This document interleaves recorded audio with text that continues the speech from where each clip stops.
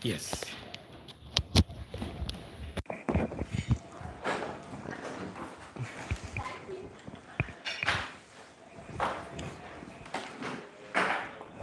Okay. Can you manage this? This. Okay.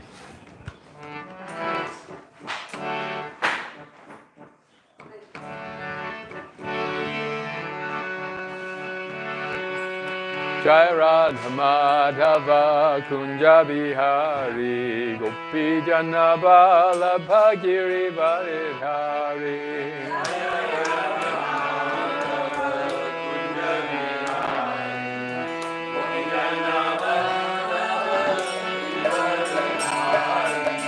Jai Radha Madhava Kunja Bihari Gopi Janabala Bhagiri Varidhari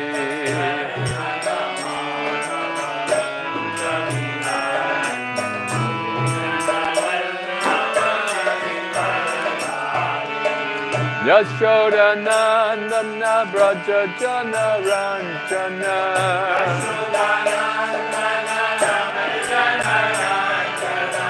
Yashoda Nandana Braja Jana Ranjana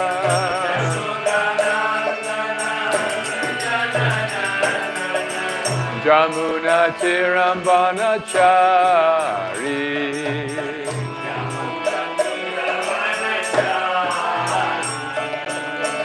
Yamuna Tirambana Chari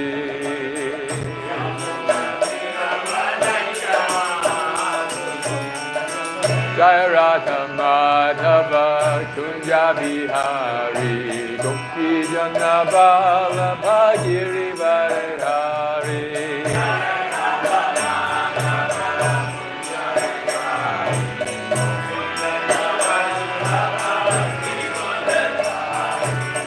Yashoda Nandana Braja Jana Ranjana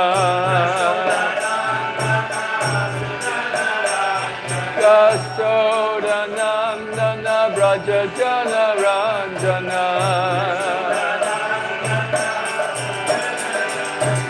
Jamuna Tirambana Chari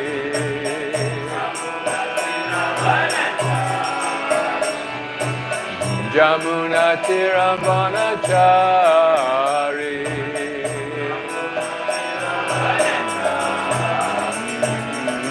Jaya Radha Madhava Kunja Bihari Gopi Janabala Bhagiri Varidhari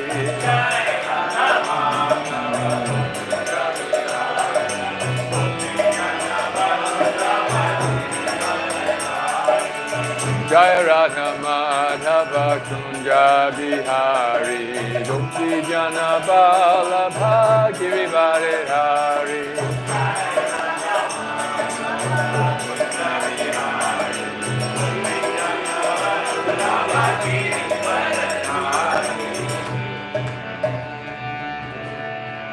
Gaura Premanandi Haribo. So we have the verse for the day.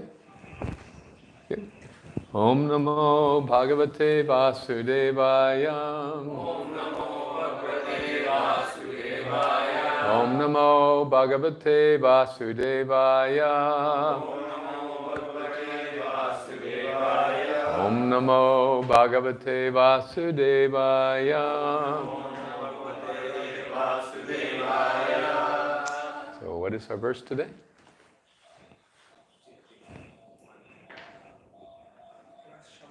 Please. Hemant Prabhu, could you kindly turn off the japa? No, 2 dot, I think, 1 or 2 dot 18? I think we're on 21. 21. 1, 2, 21. Binary verse. 1, 2, 21. Okay? All right.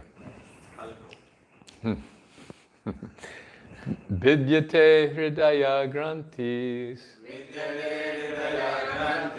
Chindante sarva sangshayaha. Chiyasya chasya karmani. Drishta evat manishware. Vidyate hridaya grantis. Chidyante sarva sangshayaha. Chiyante chasya karmani. Drishta evat manishware. Please chant. Vidyate hridaya granthi. Vidyate hridaya grantis. Chidyante sarva samshayaha. Chidyante sarva samshayaha. Shiyante chasya karmani. Shiyante chasya karmani. Drishta evat manishware. Vidyate hridaya grantis. Chidyante chasya samshayaha. Chiyante chasya karmani. Drishta evat manishware. Vidyate hridaya grantis. Chidyante sarva samshayaha. Chiyante chasya karmani. Drishta evat manishware. Okay, synonyms together, please. Vidyate, pierced, hridaya, heart, granti, knots, chindante, cut to pieces, sarva, all, samshaya, misgivings, chiyante, terminated, shut, and asya, is armani, chain of fruit of actions, drishte, having seen, eva, certainly, atmani, unto the self, ishware, dominating. And translation together, please. Thus the knot in the heart is pierced, and all misgivings are cut to pieces. The chain of fruitive actions is terminated when one sees the self as master. Purport by Srila Prabhupada. Attaining scientific knowledge of the personality of Godhead means seeing one's own self simultaneously. That's a very important sentence. Let's just reflect on that for a moment. Attaining scientific knowledge of the personality of Godhead means seeing one's own self simultaneously. As far as the identity of the living being as spirit self is concerned, there are a number of speculations and misgivings. The materialist does not believe in the evidence of the spirit self, and empiric philosophers believe in the impersonal feature of the whole spirit, without individuality of the living beings. But the transcendentalists affirm that the soul and the supersoul are two different identities, qualitatively one, but quantitatively different. There are many other theories, but all these different speculations are at once cleared off as soon as Sri Krishna is realized in truth by the process of bhakti yoga.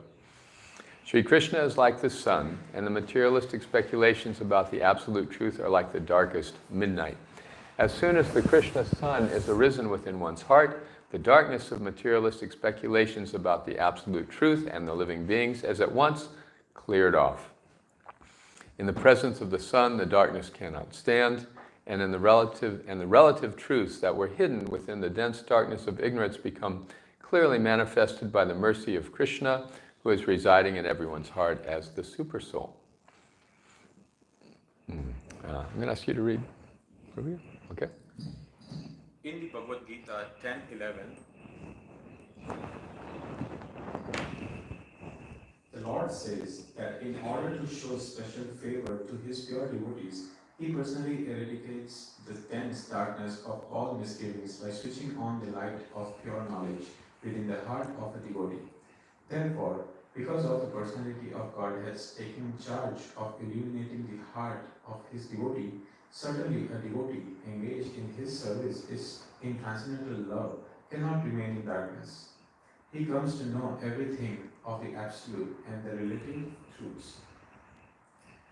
The devotee cannot remain in darkness, and because of the devotee is enlightened by the personality of Godhead, his knowledge is certainly perfect. This is not the case for those who speculate on the absolute truth by dint of their own limited power of approach. Perfect knowledge is called parampara, or deductive knowledge, coming down from the authority to the submissive oral receiver, who is bona fide by service and surrender. One cannot challenge the authority of the Supreme and know him also at the same time. He reserves the right of not being exposed to such a challenging spirit of an insignificant spark of the whole, a spark subjected to the control of illusory energy. The devotees are submissive, and therefore the transcendental knowledge descends from the personality of Godhead to Brahma, and from Brahma to his sons and disciples in succession. This process is helped by the Supersoul within such devotees. This is the perfect way of learning transcendental knowledge. Before we go on, I'd like to comment on this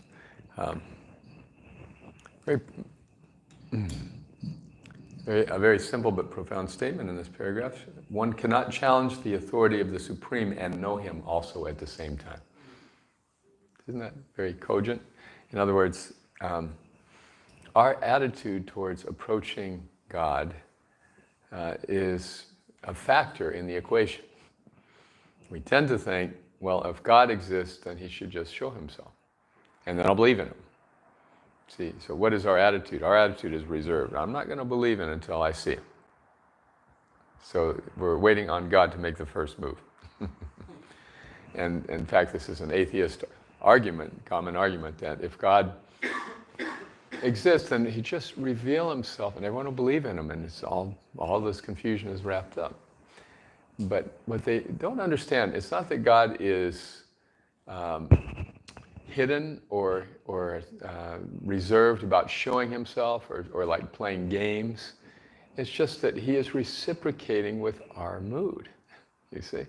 This is one of the amazing things about Bhagavad Gita and about Krishna consciousness, that we come to understand that Krishna is always just reciprocating with our desire. So if we don't really, if we approach Krishna in the mood of, well, maybe he exists and maybe he doesn't, then Krishna is thinking maybe he exists and maybe he doesn't. Yeyatam mam prapadyante tam stataiva bhajamyam. He just reciprocates with us according to our mentality.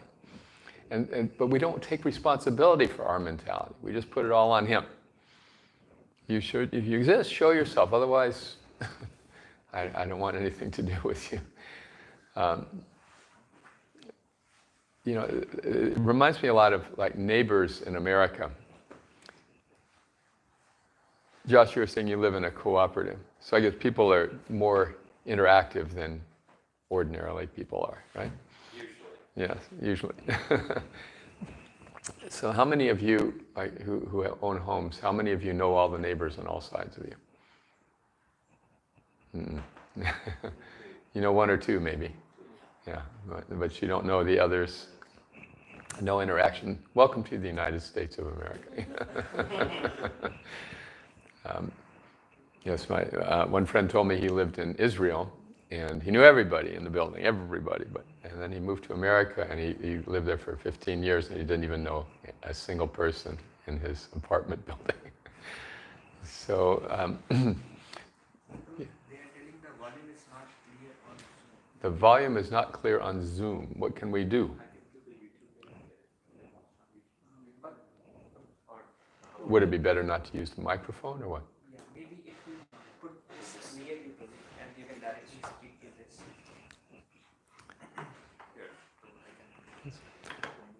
I would like to directly speak to this matter to the devotees in Farmington Hills. Is that better? Okay. Okay, so yes, the point is that impersonalism keeps us from making relationships.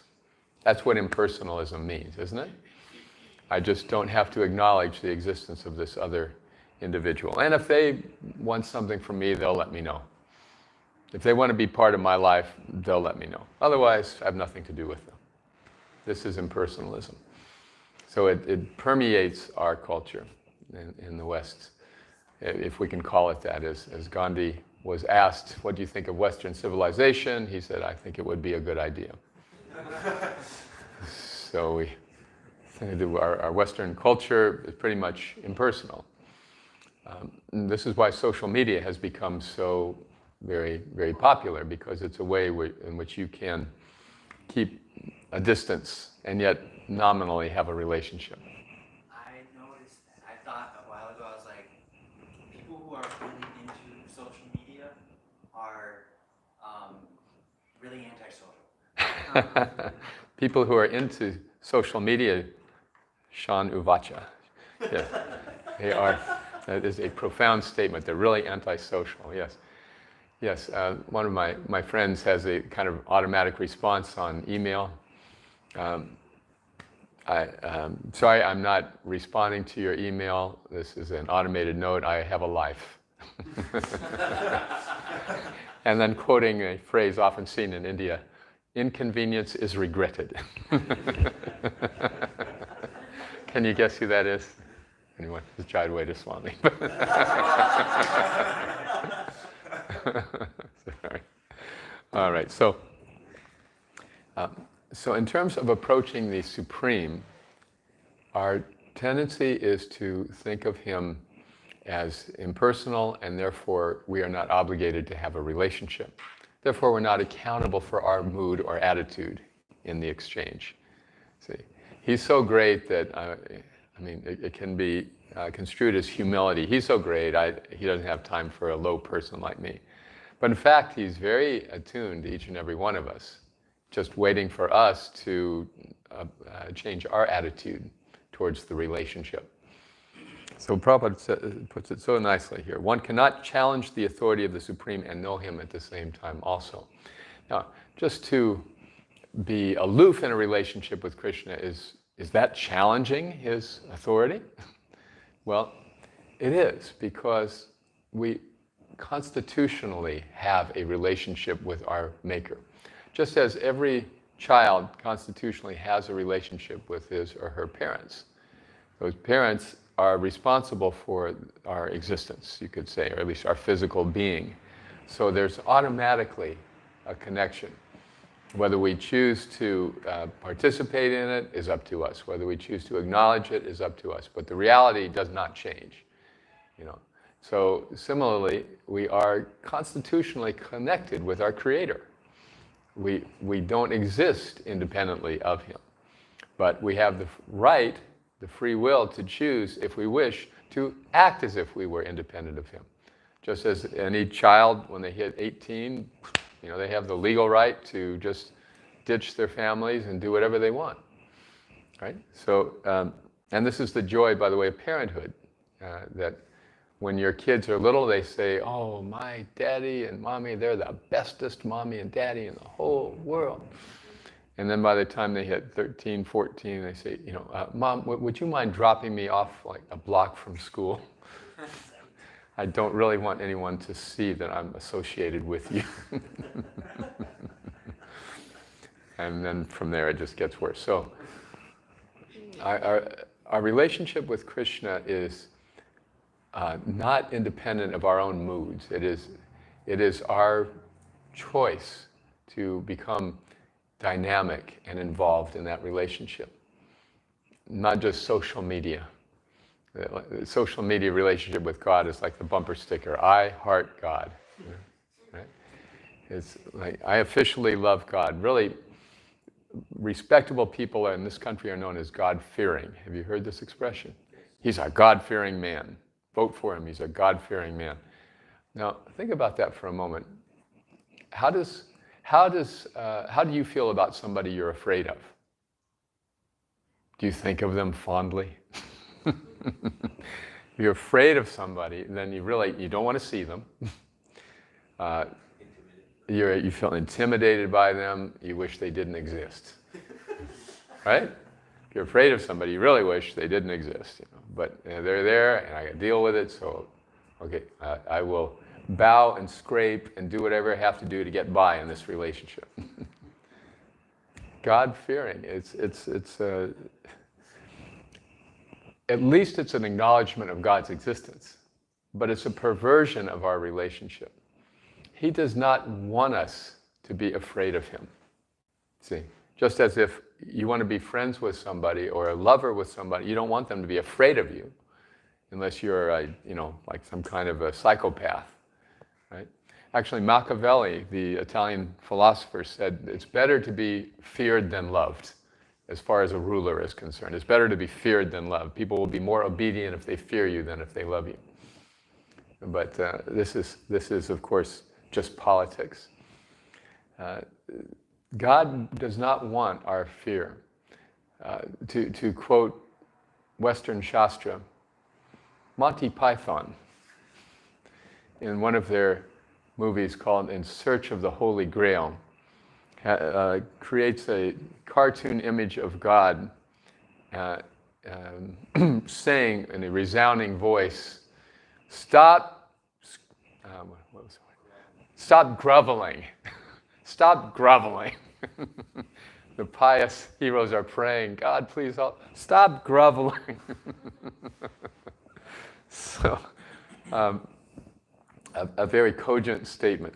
But the philosophy is actually sound. Krishna is not wanting our fear. He's not wanting us to feel intimidated by him. He wants us to appreciate, to love him. And not because he's feeling rejected by us, just because he knows that's what makes us happy. He wants us to be happy. Just as children, parents want the children to be happy. And sometimes that means tolerating things that the parents might not want to see the children do. But the benevolent parent wants the children to be happy. So even if they're doing this or doing that, going off the rails, doing something socially the parents don't approve of, all right. Anyway, as long as they're happy. So Krishna also lets us come to the material world and act out our fantasy of being the controller and being the center, because he wants us to do what makes us happy. He allows us to do that, even though he knows it's not going to make us happy. Right? Just like the parents might know, if the child gets an education and the child gets ahead, then they're going to have more income and they'll have more choices and they'll have more joy out of life. So they want to see the child get a good education. This is the motivation of every caring parent, right? But then sometimes the child has his own direction. Like Steve Jobs, for example, the founder of Apple, was he was nominally interested in college, not really very interested, and then ultimately just dropped out and did his thing. And of course, changed the material world. So people misunderstand God's mood about our lives. He is letting us do what we want. In fact, he's fulfilling our desires. Whatever it is that we desire, he's allowing us to do. That doesn't mean God, I want to win the lottery. Okay, you can win the lottery. No, but what we essentially want to do is enjoy this world to the topmost ability. So he says, all right, you can enjoy it as much as you wish, as much as you like, as much as you can. Right? Just like if we have money, we can get a very nice apartment. So similarly, if we have the karma, we can enjoy this world. But if we have misbehaved and we've created a mess for ourselves, then our power to enjoy is inhibited. That's not his decision. He's just allowing us to be in this world of dualities where sometimes we enjoy and sometimes we don't. But whenever we're ready, we can turn to him. It just requires the introspection about what is our attitude towards him. So if we are so fortunate to get this knowledge from Srimad Bhagavatam, we can understand that our mood towards Krishna is within our power to adjust. And even if we don't feel it deeply right away, we can still adjust our approach to Krishna. How are some of the ways we can adjust our approach to Krishna? Just shout them out and I'll repeat them for our Zoom audience. It's called Vaidhi Bhakti, practice of devotion. Krishna recommends 3 things in the Gita. Can you remember? Manmana, think of me. Right? Right? What's that? Offer homage unto me, bow down, yes, and become my devotee. So these things are within our control. Manmana bhavamad bhakto. Madhyajimam namaskuru. So manmana means think about Krishna. Okay? We chant Krishna's name, we can think about him automatically. Bhavamad bhakto, become my devotee, which means, okay, I accept my position as a devotee of Krishna. I'm consciously accepting my position as a devotee of Krishna. It's always our prerogative to change our mind. But if we cannot bring ourselves to say, okay, Krishna is my superior, I am his servant, he's my benevolent creator, I want to please him, let me try it at least. Let me try it. So long I've been trying, let me enjoy this world and maybe, I'll do something for God. Now I want to say consciously, no, my purpose in life is pleasing God. Let me try it and see what happens. We can always back out. See, we're just trying to encourage people, just put yourself in this position, bhavamad bhakto, and not just a general devotee of God, but a specific devotee of Krishna.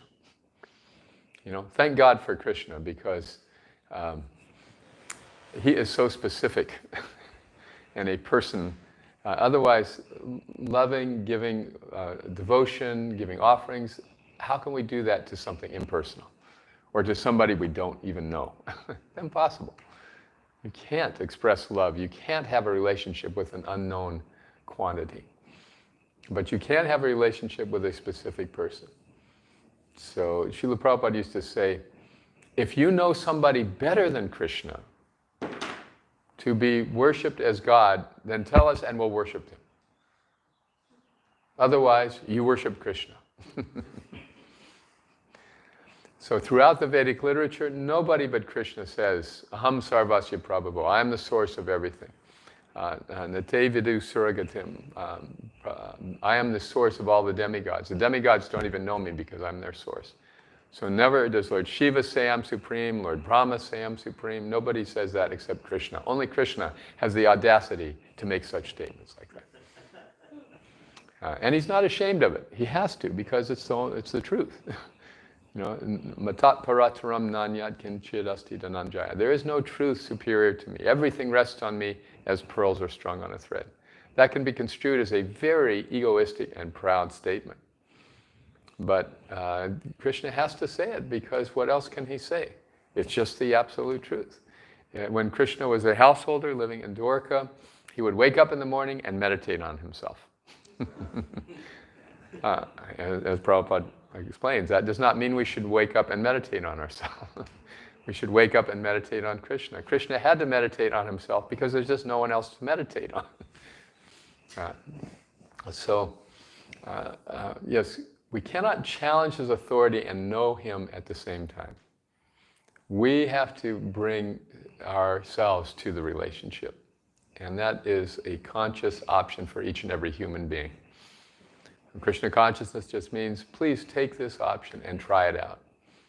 See how it is juxtaposed to the way we have been living, which is putting ourselves first and our interest and our enjoyment first. Put Krishna first, try to please Krishna to the extent you can by offering to him fruits, flowers, food, service, by offering the tongue, the ear, to hear about him, to chant about him, to speak about him. Just offering whatever we have and then see what happens. Our point is that puts us in a position to actually understand the Supreme. Not in fear, but in love. Yes, when I was growing up as a Christian, I was told to fear God and love the things of the world. That's what I learned. We would go to church, we would hear the admonitions from the preacher, you better behave this week, because people who don't behave go to an eternal lake of fire. And then we'd go out to McDonald's. And, it was mostly we tolerated the sermon so we could go to McDonald's. And that's pretty much my spiritual life growing up. until 13, 14, my sister and I lost all interest in going, and so did my parents. So the lesson was, yes, fear God and love the world. From Bhagavad Gita, I learned love God and fear the world. Not be afraid of it per se, but just be afraid of being overly enmeshed in it. Do what we need to do, but don't think that our happiness lies there. Yeah, that is a perspective of life that has given me consistent joy for many, many years. So please try to understand this point. Srila Prabhupada makes so nicely. So how about if we just finish the purport and then we'll have some discussion. Prabhuji, would you like to read?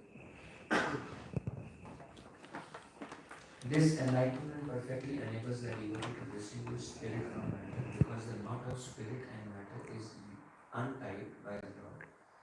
This knot is called ahankar, and it falsely obliges a living entity to become identified with matter. As soon as this knot is loosened, therefore, all the clouds of doubt are at once cleared off. One sees his master and fully engages himself in the transcendental loving service of the Lord, making a full termination of the chain of freedom. In material existence, a living being creates his own chain of fertility and enjoys the good and bad effects of those actions, life after life. But as soon as he engages himself in the loving service of the Lord, he at once becomes free from the chain of karma. His actions no longer create any reaction. So this verse ends in this translation ends with this interesting phrase, one sees the self as master. This can sound a little misleading, but what this is really saying that one sees one's spiritual being as the main constituent of one's life, as opposed to the physical body. All right, so any comments or discussion?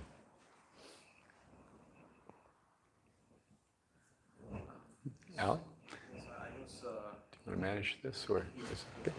trying to think more on this point about fearing God. And in one sense, you also made a point about parents, where we like our family, or like we love and stuff.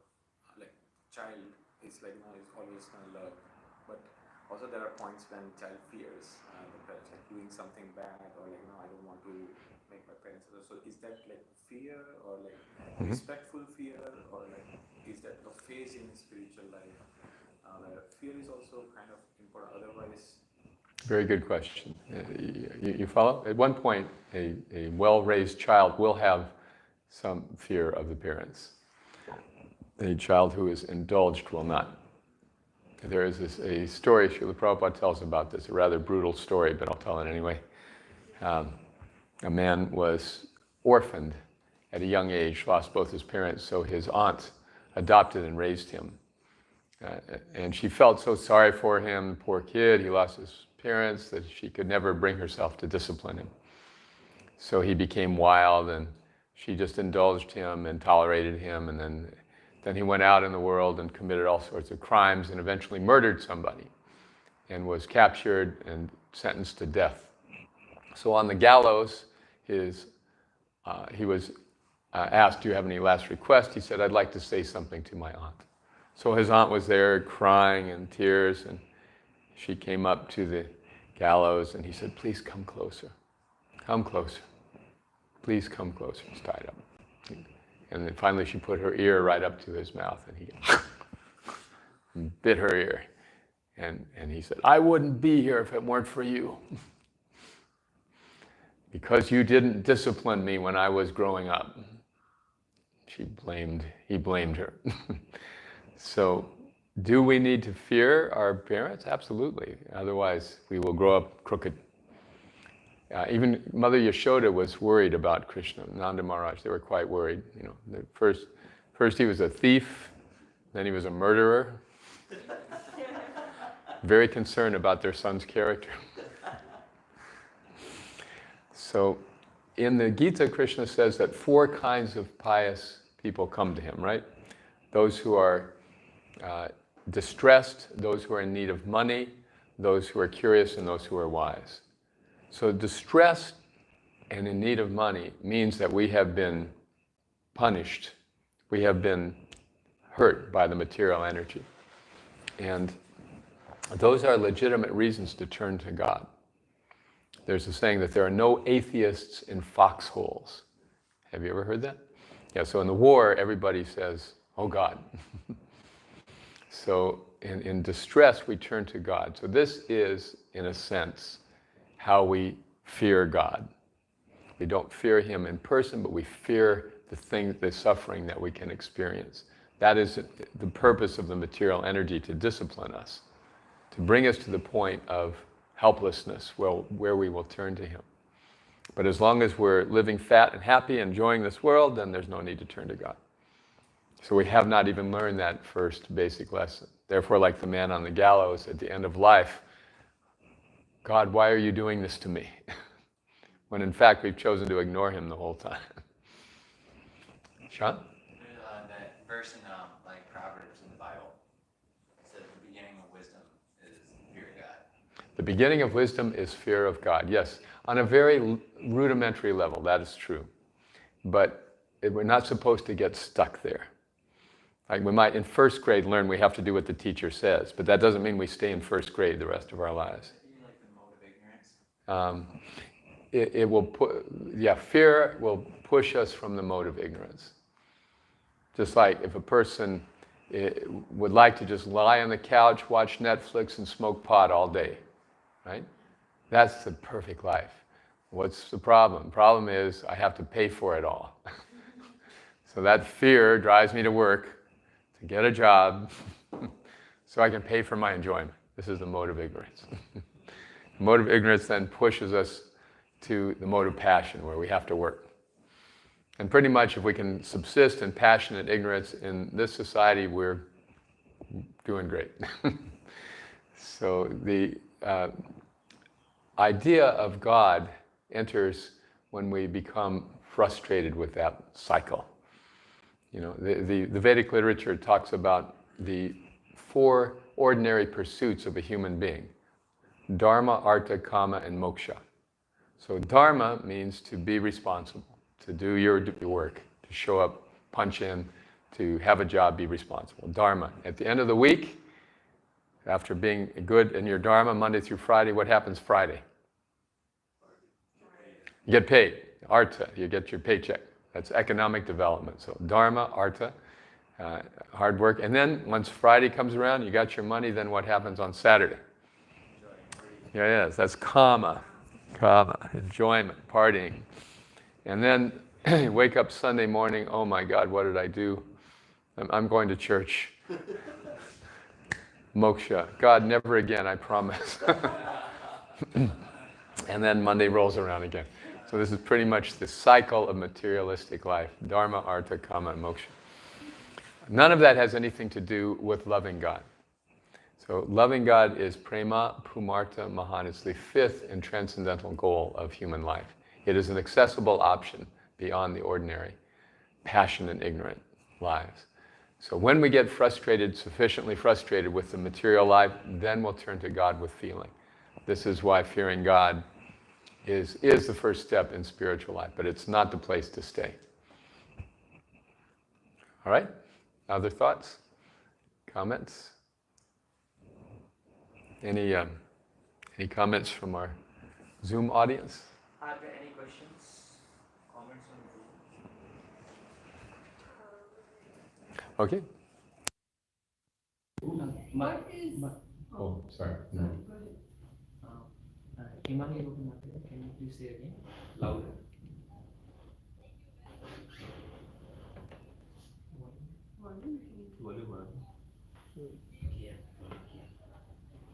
Speaker is on. Speaker. Yeah.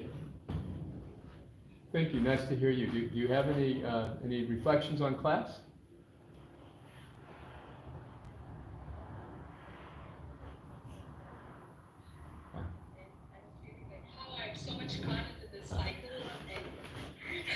This is Hemangini Gopi, she's saying how much I'm caught in the cycle of Dharma, Artha, Kama, Moksha.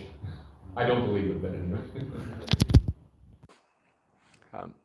Well, how do we attend to our Dharma while pursuing Krishna consciousness without getting caught in this cycle? We basically can do our Dharma, but then we have to redirect our Artha and give up the desire for Kama and Moksha.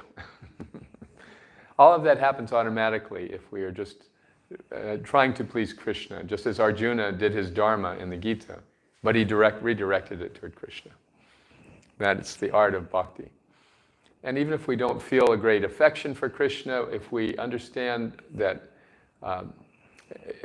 love of Krishna is the goal, then at least we can give our time and our money or our energy towards Krishna's service. You know, Krishna doesn't need our time or our money or energy. He's already controlling everything. But he allows us to offer as a way to connect with him in a very simple way. Even if we don't love him deeply in our heart, we can offer our service. Shrestha Prabhu, your reflection. Yeah. What is the difference between false ego, ahankara, and real ego? What is the Sanskrit term for real ego? Well, the real ego means self-realization, atmavid, to know oneself in truth.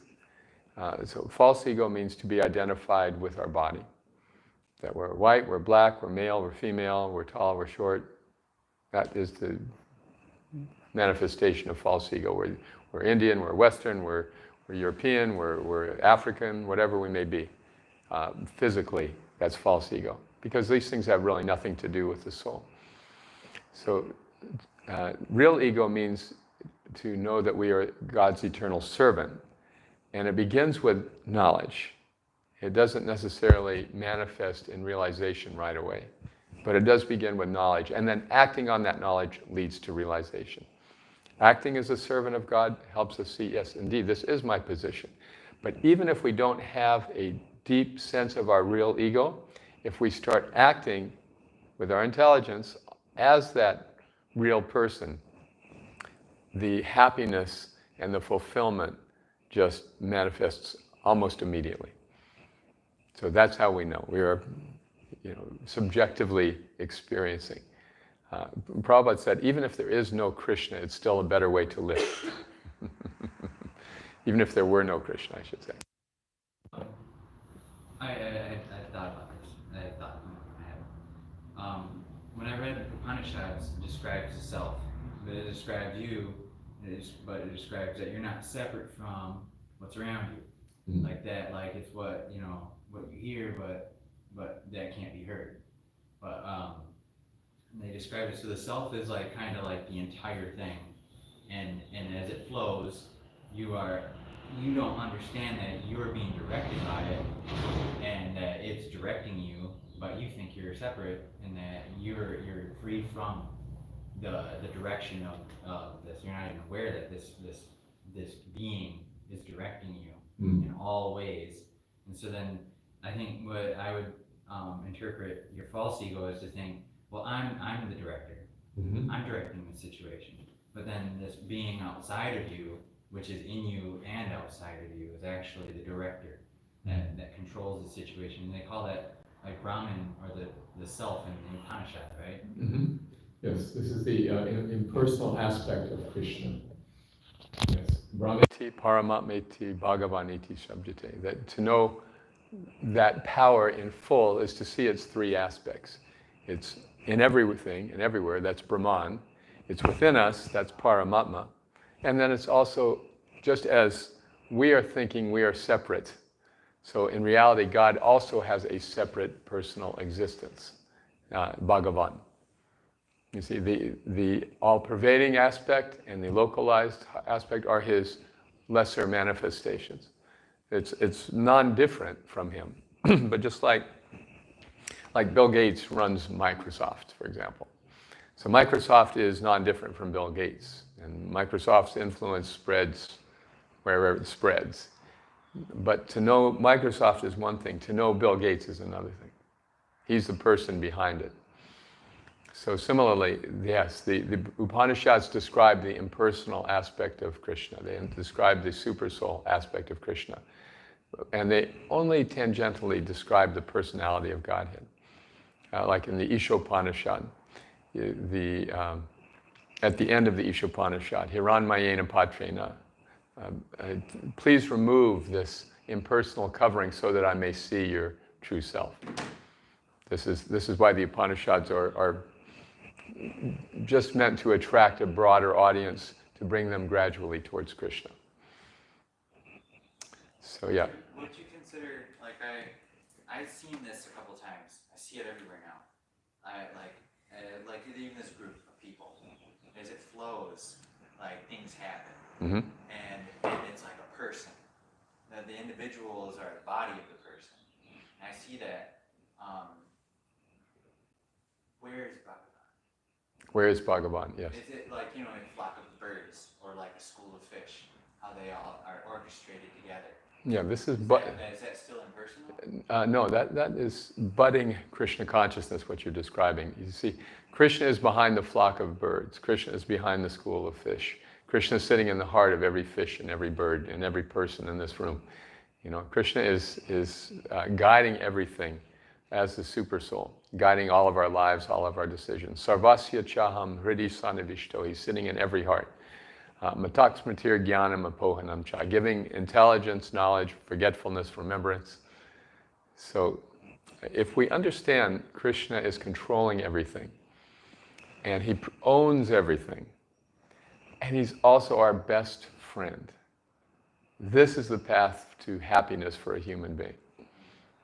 See, so your perceptions are good, Sean, that yes, something is happening. Where is Krishna? And all this, Krishna is controlling everything. And he's so expert that he controls everything without even paying much attention. His attention is with his beloved devotees and his pastimes, his pleasurable pastimes he's enjoying. That's where his attention lies. But he, at the same time, is cognizant of everything and controlling everything. Krishna is just, it's a lifelong study, just to try to understand a little reflection from the tips of the toenails of Krishna. But I appreciated what you're saying. You're seeing the majesty of God in the flock of birds and the school of fish. As we progress, these things more and more just remind us of Krishna. So we get to a point, as Krishna describes in the 6th chapter of the Gita, one who sees me everywhere and everything in me is never lost to me, nor am I ever lost to him. So seeing Krishna in everything reminds us of Krishna. This was what was so amazing about Srila Prabhupada, that you could see everywhere he was just seeing Krishna all the time, in everything. Everyone who came into his life, every word that they would say, every situation that would arise, he would see Krishna, Krishna, Krishna. Krishna is doing this for some reason. Nothing that happens is separate from Krishna. So, yes, that's our goal in Krishna consciousness, that gradually manifests in time. All right, so just like this flower you picked this morning, this is all flat now. But we were appreciating its beauty, right, just after it was picked. Who could make such a thing? So to be in Krishna consciousness means to see, okay, only Krishna could have made this. So therefore, this reminds me of Krishna. Here's Jahnavi, and Haribol Jahnavi. So Jahnavi's mother loves her very much, and if Jahnavi's mother just sees Jahnavi's shoe, she thinks, oh, this is my daughter's shoe. This reminds me of Jahnavi. This is love. So seeing any part of Krishna's energy when we love Krishna reminds us of Krishna.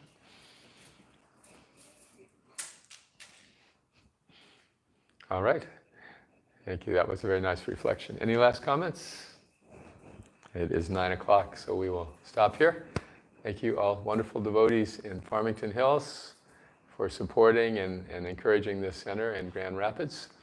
And may Krishna make the moniker Pure Michigan actually come true.